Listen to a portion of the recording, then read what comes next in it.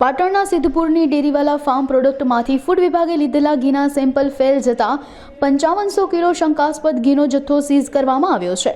જે અંગેના રિપોર્ટમાં ઘીમાં વેજીટેબલ ઓઇલની ભેળસેળ કરવામાં આવી હોવાનું સામે આવ્યું હતું। આ ઉપરાંત 4 માસ અગાઉ પણ ફૂડ વિભાગ દ્વારા સિદ્ધપુર GIDCમાં રેડ કરી ઘીના સેમ્પલ લીધા હતા। ત્યારે ફરી એકવાર શંકાસ્પદ ઘીનો જથ્થો પકડાતા ફૂડ વિભાગ દ્વારા ડેરીવાલા ફાર્મ પ્રોડક્ટના માલિક સામે કેસ દાખલ કરાશે।